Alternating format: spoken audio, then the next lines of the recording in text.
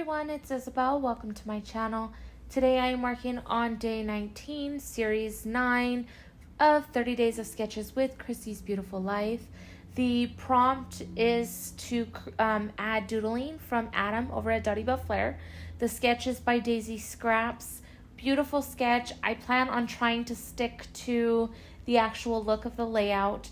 I'm going to use this photo of my siblings, my nephews, my husband and my daughter.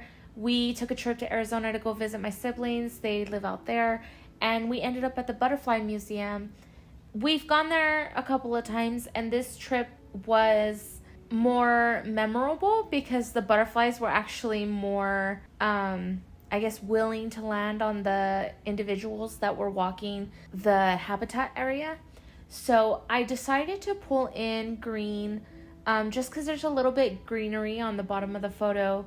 So I'm going to use this basil paper. It is a textured cardstock, and I thought that the grid pattern on the sketch was stamping, but the closer I looked at it, the more I saw that it was actually torn paper. So I pulled in this grid paper, and the only reason why I chose this one is because it kind of mimicked the ceiling in the photo. There's kind of like this geometric pattern in the photo, and it's the same color as this grid paper. And then the grid paper has multiple color lines, which works really well. Now, originally, I tore part of the paper, but it happened to be a little bit too small. So I used the other half, and there's a trick to tearing paper. If you wanted the core, the white core on the inside of the paper to show, you would tear up, and if you don't, you tear it down. Now, I tried doing both to see what I liked. I ended up liking the white showing, so that's what I went with. All I do is adhere it down with double-sided tape, and then I'm gonna bring in some tissue paper. Now, I got this one when I ordered a kit from the Hip Kit Club. This was just complimentary tissue paper that was holding the cardstock. I didn't toss it because I figured I could find a way to use it. Now, all I do is crumble it, and then that's going to give me some texture.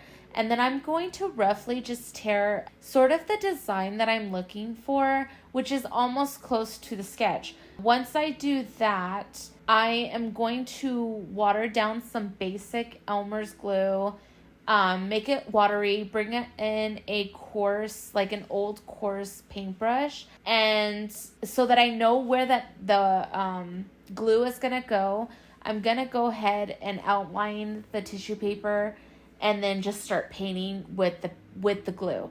Now, the reason why I'm doing this is because obviously it's an adhesive, and then watering it down allows it to dry a little bit slower. So I'm able to put the tissue paper on it and then kind of either use my fingers or any kind of tool that I can find. I didn't want to really rip the tissue paper, so I used my fingers just to create some kind of texture. And then I don't do the edges because I didn't want the glue to go completely outside of where I have the tissue paper. So all I'm going to do is now just take my paintbrush and then paint the paper, the background cardstock, and then push the tissue paper down, and then make sure that it, when it goes down, I'm pushing it inward so that I can get some kind of texture. I do this for a while, and then I realized it doesn't really show on camera, but in person, I was feeling like the background, like the grid paper, was showing too much through the tissue paper. So what I'm going to do is just kind of piece out some more tissue paper and basically just paint it on, at least in the areas where the photo isn't going to cover, to give it some more thickness, just so that I don't see too much of the grid through it. So once I get that completed, I'm going to bring in some gold and black for the frame. It kind of looks like a photo frame, so that's exactly what I did. All I did was create a rectangle on the Cricut design space, and then I sliced another rectangle into it and created my own frame. So I'm going to get this adhered to the photo. I am going to cut the photo down just because it is too large. So I'm just going to trim it a little bit, get it put in place within the photo frame. And then before I adhere it, I'm going to bring in some oil-based paint in gold and use my palette knife. Just a little bit. I'm not going to use a lot. I'm just going to use a little bit and run it over the tissue paper after it's dried. Now my tissue, I didn't use any gesso on the page. So because I painted it with glue, it was very watered down. It did warp my page a lot. So I took double-sided tape and adhered it to my mat just to help it so that I could finish the project because I got a little impatient. But I'm going to take this gold paint and just very lightly go over some of the areas that have the lifted dimension, and it's going to catch it and create more of a marble look. I discovered this technique a long time ago when I was taking an art class, and when I saw this layout, I thought of using the tissue paper. So I'm going to go ahead and create a marble look as part of the background portion. Once this is complete, the oil-based paint, it takes a long time to dry, so I'm going to continue working on it while it's still wet. But if any of you guys decide to use this, it does take a long time for it to dry. I'm going to bring in some thin cuts and cut some leaves, more like stems or florals. I thought that I would use the little bit of florals that are on them, so I cut those in gold. And once I got them on, I didn't really like, or I wasn't really happy. So I bring in these American Craft stamps. I use the archival black ink from Close to My Heart, and I practice stamp them on another sheet of paper. I'm gonna pull in some watercolor pencils. I've never used them before, but they were recommended as a way to spruce up my colorings by Jama Mamali, one of the YouTubers that I follow.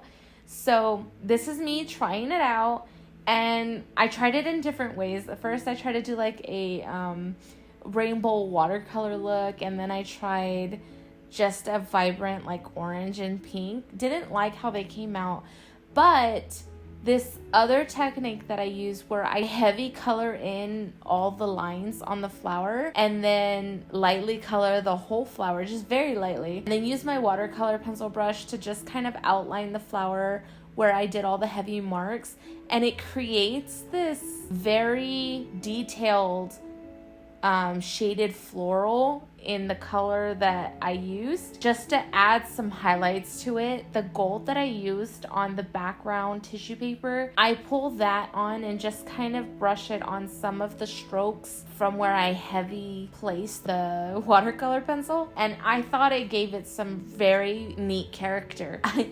If you guys don't follow Jama, I'll have her link below. I love her layouts. They're very inspiring, very beautiful, and not to mention, she uses a lot of my favorite products from Close to My Heart. If you haven't followed her or seen her videos or her layouts, check her out, give her some love. If not, it's okay, but she's just one of the YouTubers that inspire me. But back to the layout. You guys have seen me pull in another rainbow pattern paper. I decided to cut out some butterflies. Now these butterflies are like die cuts from Close to My Heart. I thought that I was going to use them. They sit on the layout for a while, but I actually end up deciding on doing stamping instead. So they kind of leave after a while, but before they do, I pull in some Tim Holtz stamps. Now these are the only stamps in my collection that look like splattered ink. And on the sketch, that's what is on 2 corners. But I'm going to put it on 3 different corners just around the photo. And then on the bottom portion where the grid paper is, I decide that I'm also going to bring in some Delusion ink sprays in multiple colors to create splatters to go with the bottom ones, and I'm just going to use that on the grid. Now the colors that I bring in, these are all Delusion ink sprays. The green is Mushy Peas, the blue is Vibrant Turquoise, the pink is peony blush and the yellow lemon zest. I'm going to get these down and then come in and create that little banner that's on the top right hand corner. I'm going to bring in some olive green cardstock with black and then use a gel pen to do like the little, there's like a stitch pattern on the sketch. I'm going to do a little doodle pattern. And then I'm going to bring in some different color fine tip Cricut markers and create that same doodle effect to border in the layout on those two corners. Now I used about 5 different colors, just the same colors I've been using with the yellows and the reds and the black and blues. But once I complete that, I finally get the photo adhered along with the banner strip, and then realize that I forgot to bring in some more of these leaves stamping. I have some solid leaves that came with the stamp set, and I wanted to add it to the clusters near the stems just to create more fullness with the flowers. I did try to use another one that has more, instead of a block bold, it's outlined, and then it gives some more detail on the leaves, but I didn't like how it worked out. So I move on and bring in these Bow Bunny butterflies. I only use one butterfly out of the whole collection just because I felt like it was a good size. And mind you, I still thought I was using these larger butterflies that are still sitting on the layout. But I didn't stamp them on colored paper and fussy cut them because I thought that I would just color them in with markers. But on this orange butterfly that I was working on the black marker that I used, it kind of overbled, and I didn't like how the butterfly turned out. So in order to fix that mistake, I am just going to create another flower that would go on top of that and hide it. Not a problem, easy peasy. It's just a quick little fix. So this layout's pretty much complete.